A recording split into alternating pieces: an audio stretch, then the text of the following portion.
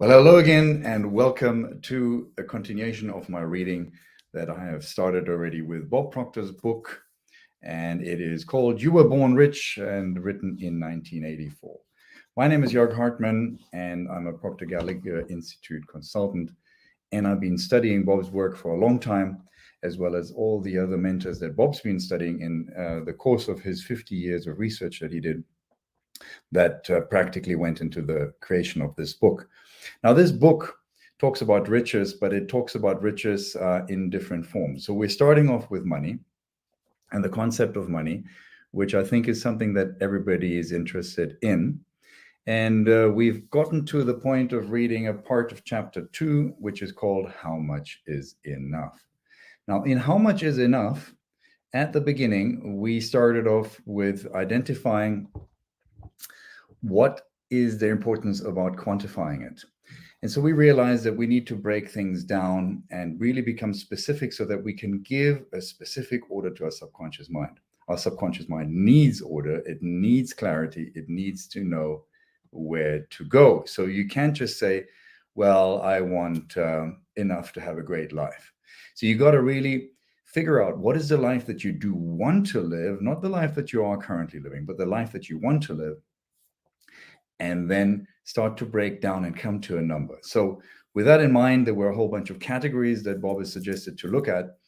And when you break your expenses and your life down into these categories, you find that you can come to a number which will then make sense in the creation of a goal. This is the goal that you want to have your income to be at. All right. So, and then we came to the idea that financial independence isn't just accumulating wealth for yourself, but one of the great key concepts of accumulating wealth is also to protect your family. So that if something happens to you, you have what Bob calls instant estate for your family to continue living a life of a quality that you have started to create already. And in such a spirit, we arrived at a point here where we came to the idea that now we can start to look into the breakdown a little bit further. How do we actually deal with the money that is coming in? So as usual, if you have any comments, please post them in your comment section. I'll be happy to address them, as well as me will be commenting whenever I feel there is something that isn't very clear or maybe not relevant in today's world. Remember, 1984 is 37 years ago, and some of the financial things that we're talking about are not directly relevant. For example, in 1984, there was no real internet at the time. And so a lot of the way we do things now are related to internet banking. We do things slightly differently, but the spirit of the whole idea remains intact, and it's exactly the same as it will be in many years to come. So let me start reading where we left off. And it's about Bob saying, bloom where you're planted, start now. So when do you start to live this good life? Is that the question you're beginning to ask yourself? You start now. Start by answering the following questions. How often do you pay your phone bill? How often do you pay your rent or mortgage? How often do you pay your grocery store? How often do you pay for gas for your car? And how often do you pay your doctor? And lastly, of course, how often do you pay yourself? And that very last question seems like a strange one, doesn't it? But you do realize that less than 5%, that is 5% in 100, ever pay themselves. And if you were to ask the other 95 why they don't, they would probably tell you that by the time they pay everyone else, there is nothing left for themselves. Now, obviously, that's not a scenario that anyone wants to be in, right? So the idea is pay yourself first. By that, you're not only just making sure that money is there, you're also giving value to yourself in a different way than you previously did. Previously, you're giving more importance to everybody else than to yourself. And that sets in itself a message to your subconscious mind. And so we want to make sure that we start to become aware of that and have a possibility to reverse that. Bob goes on saying, clearly, those 4 or 5 people in every 100 who do pay themselves have found a way around this problem. Although the idea which they're employing has been around for centuries, hardly anyone today is aware of this. What is this idea, you may ask? Well, simply put, it is this. They pay themselves first. Sounds simple, doesn't it? But there is a whole philosophy attached to it. And so this rule is better known as the Babylonian law of financial success. Bob continues and he says, a part of all you earn is yours to keep. If you think about it, you must admit this law or principle makes a lot of good sense. Therefore, let me repeat it. A part of all you earn is yours to keep. More specifically, what you earn Monday morning is yours to keep. So it should go directly into a special account that you do not have an easy access to. Quick comment, of course, easy access means it shouldn't be too liquid, it shouldn't be too accessible, because you might just not be able to resist the temptation to actually go and spend it whenever you feel that you need a little boost. The idea here is to keep this money until you can put it into an investment. So here goes Bob again. Your financial independence account. What you earn on Monday morning probably represents 10% of your income. Therefore, you should pay yourself at least that 10% right off the top, i.e., not after everyone else has been paid. From your financial independence account, you first pay your insurance premium because that instrument creates your instant estate. The remainder of the money then goes into saving until such time as you have accumulated enough capital to make a wise investment. Remember, you do not touch this account or the interest it will yield. Therefore, within a very short period of time, you will witness significant progress to gain the motivation and inspiration which you need to continue. Moreover, the knowledge that you have an instant estate, if anything happens to you, will give you additional serenity of mind. That's a good one, isn't it? You want to have that peace of mind. You want to know that your family is protected. You want to stop worrying about money. This is the whole idea of what we're doing here.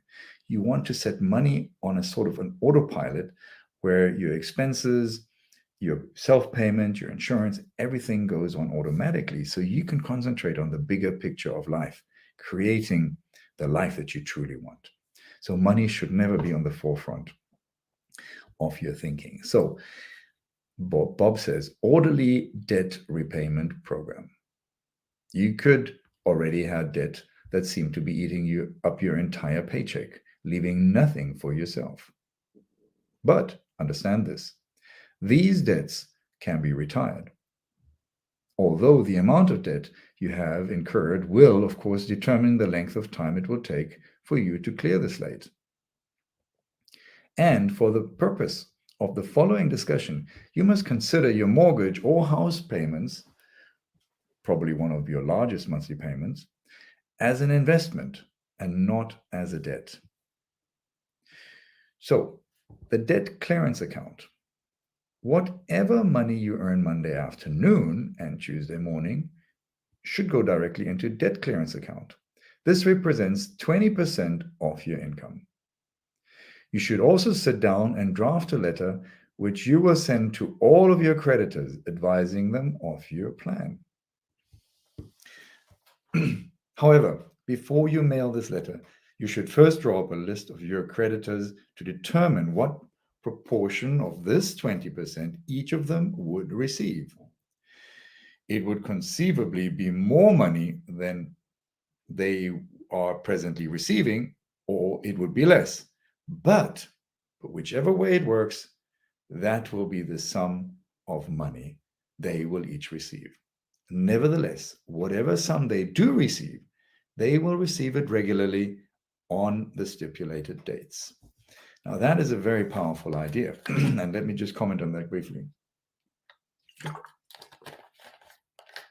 No matter how much you owe, you must try and find a way to get your creditors to agree that you have a plan which is regular rather than haphazard payments that are coming or not coming. In the end, I think everybody will see the value of a setup plan that is continuous and reliable. So even if you owe more, the idea is to renegotiate what you owe so that you can just spend your 20% and make that a regular payment rather than irregular.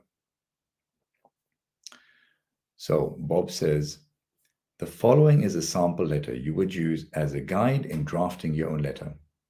And here's a quick comment again. This letter, of course, was an idea from 1984. In today's world, you would probably have a phone call, or you might write an email, or you might even do some digital restructuring. So this is just an idea. And just to convey the ethos of this letter, I'll read it to you. Dear whomsoever, as you know, I am in debt to you for XYZ dollars, and I intend to pay you in full plus interest. In order to achieve this goal, I have been devising a plan during the past few days to put myself in a stable financial position. To this end, I have opened a debt clearance account, a DCA, and 20% of my income is going directly into that account. That will enable me to have sufficient resources to live on without worry or stress, and it will prevent me from falling further into debt. Each week or month, you will receive a check for ABC dollars from my DCA until my account with you is clear. I am aware that this is not the figure I had previously agreed to pay you, but I'm sure you will be understanding and appreciate what I am doing.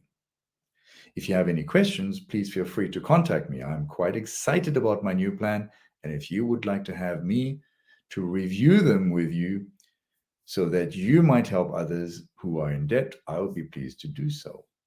Thank you in advance for your kind cooperation. Have a wonderful day. Sincerely, John Smith. Now, it sounds old-fashioned in the wording, but the idea is great. The idea is that you don't procrastinate on your payments. You don't defer. You keep paying, but you pay what you can in order to stay within 20%. And you make sure everybody gets something in case you have more than one creditor. And they will probably see the point of getting some money rather than getting none, or the potential of getting none. So Bob says, understand that your letter to your creditor is a statement of fact and not a request. It is you who is in charge of your finances, not your creditors. Be sure to have your letters neatly typed and enclose your first payment with your covering letter. Realize that there is an outside chance that some unreasonable person will not want to cooperate with you. They might even go as far as phone you and attempt to intimidate you with threats of taking you to court, etc. But please hold your ground, because there is no court in the country that would not congratulate you when you explained your entire plan for financial independence. Moreover, you will find that 95% of the people to whom you write will be most cooperative. Now give yourself a good pat on your back, because as of this moment, you are well on your way to starting a complete new way of life. Okay, once again, we're now in 2021.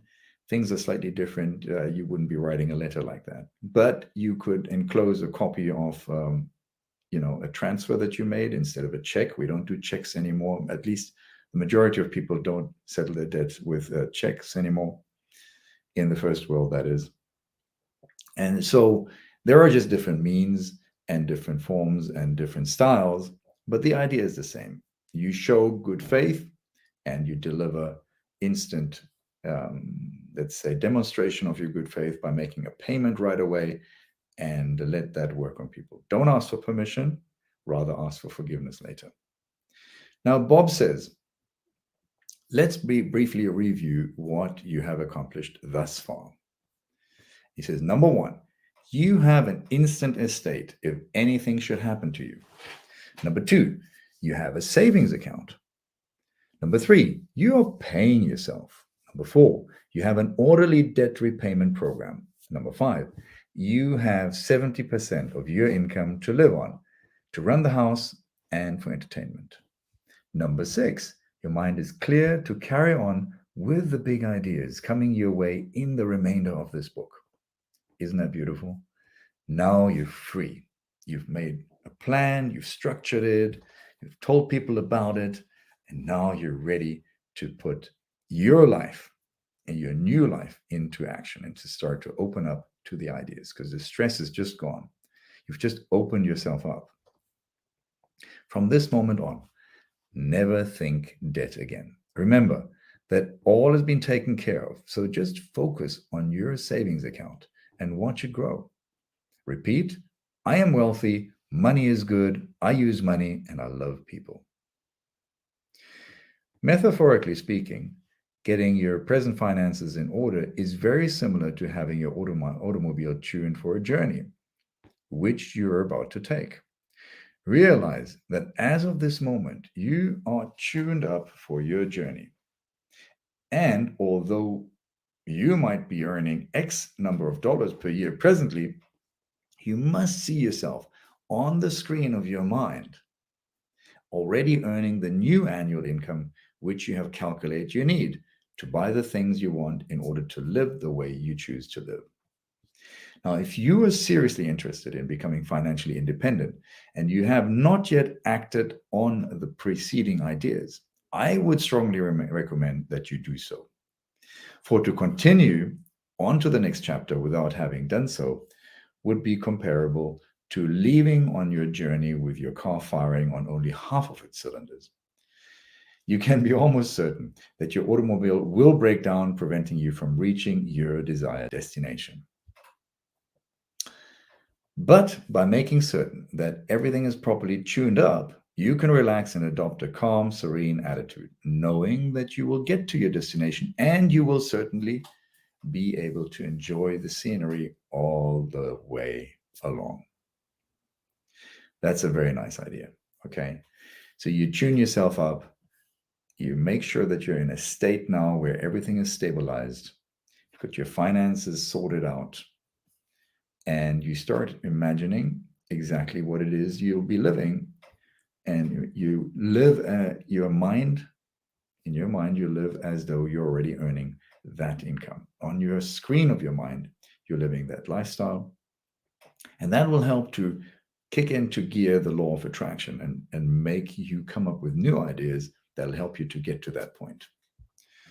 So, Bob says, if you find that the task of getting your financial world in good order for this exciting journey is something which you are not able to do alone, I would strongly suggest you seek out professional assistance. This is something almost all of the wealthy people do.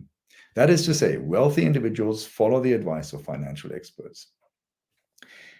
It is similar in principle to the idea that if a person's body were sick, or he or she would likely seek out a skilled physician for advice. Moreover, you should also keep in mind that even healthy people, if they are wise, periodically go to a doctor for a checkup. In other words, you do not always need to get sick in order to get better. Getting better is what we should be doing all the time. We should be working on getting better in everything that we're doing. We don't need to wait until we're broken down to start getting into action. And many other mentors are saying the same thing. Why wait until something breaks? Once you get the realization, start putting things into action, and you'll be saving yourself a lot of headaches. Next, Bob says, it has already been brought to your attention that very few people ever develop real expertise in the area of serious financial planning. Therefore, you should seek out a competent financial counselor in much the same manner as you would seek assistance in matters of legal nature. There are companies that provide this type of financial service in every city.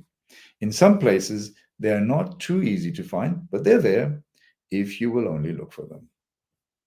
I had the pleasure of being instrumental in the startup of just such a company in the city of Toronto, Canada in 1979. The name of this company is the McCrary Group. Today, the company has almost 5,000 happy clients who are well on their way to financial independence. The McCrary Group makes all of its clients very aware of an interesting financial fact, which I would like to share with you at this time. This fact, as Bob says, people fall into three distinct categories with respect to finance. Number one, deficit position, which basically means to be in debt. Number two, break-even position, which means just getting by but debt-free. Number three, surplus position, which explains itself, you're earning more than you're spending. Now, it would be very easy to trick oneself into believing if one were in category 1 or 2, all that one must do is earn more money, and then one would automatically graduate into the third category. But of course, this is not necessarily true. For if a person is in a deficit financial position, it means they are in a habit of spending more money than they earn. Similarly, if they are in a break-even position, they are in a habit of spending everything they earn. Now, since we are all creatures of habit, it follows that earning more money would not necessarily change our overall financial position. It is vitally important that when you decide how much is enough, you also design a new financial plan or have one designed for you, which will force you to discipline yourself, at least for a month or two, until you form a new habit of living by that new plan. And that's very powerful. The next chapter is called The Image Maker. It'll help you understand how and why you must begin to see yourself already earning that new figure. But for the time being, just bear in mind that your new income increases, the 10%, as your new income increases, the 10% you're saving increases, and the 20% that is going into your DCA increases too, which means that you'll be able to retire your debts even faster. Furthermore, you will then be left with 90% of your income of which to live. I can see you getting excited about this idea already. This concludes chapter 2 as it was written by Bob. And I just want to comment once again, these ideas and these companies that are referred to, they were in the 80s. So they probably have a slightly more sophisticated model now, but the principles are the same. You are in the habit of either spending more than you have, spending everything that you have, or earning more than you spend. There's only these three possibilities. And the other beautiful concept here is by having this DCA account, you're paying off your debt in a stable manner. And at some point, your debt will be paid. And then there will be no more DCA. And those 20% are suddenly in your pocket that you previously saved in order to pay for all your debt. So having a continuous debt saving arrangement and having a plan and a vision of how you want to live your life with a precise number of dollars or euros or whatever your currency may be will help you to set your mind up, to develop the discipline, and to create the structure that you need in order to have a plan on how you will be living your life. After a month or two, as Bob says, it will become a habit and you won't need to enforce the discipline in order to live in that way. Isn't that beautiful? And I think the concept of financial independence, if I can then summarize what I've seen so far with Bob, is first of all, we have a mindset where we have a very mixed belief system around money. So we've got to clear that up. That's one of the most important parts. If your belief is that money is bad or rich people are immoral and money doesn't grow on trees and all those sayings, if that's your belief system, then you're probably not going to be very successful with money right at the start. Then we also discovered that financial independence also includes creating some sort of wealth for your family. So you're trying to have a regular savings plan and a regular debt elimination plan, and you're trying to pay for yourself first before you pay everybody else. At the same time, a little part of what you pay yourself will go into just a basic risk insurance. Now, I'm not an insurance broker, but I can assure you that many years ago, I learned how poor an investment an insurance really is. An insurance is often mistaken as an investment vehicle. But in fact, if it's taken in its pure value of just insuring a certain risk, like you would have a fire insurance or flood insurance for your house, you can have the same style with your well-being, with your being alive. You don't need to attach a whole bunch of financial services and saving plans to it provided by an insurance. That normally turns out to be less than efficient. There are better ways of investing money in today's world, and that would be a chapter on its own. And then, of course, having an idea of what your expenditure is, having an idea of where you want to go in your life and a plan of how you're going to get there. Being able to visualize that idea will help you to get to that position. And it's a fantastic idea because you're going to start seeing very quickly how your debts are starting to lose weight and your mind will be free.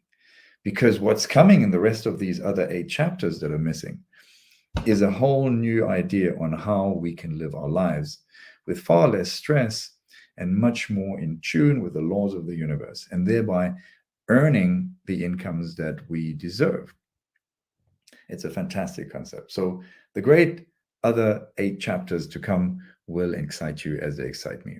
Now, once again, if you don't have this book, if you want a copy of this book, you can text me, you can direct message me on social media, and I'll be happy to provide you with a free copy as a PDF.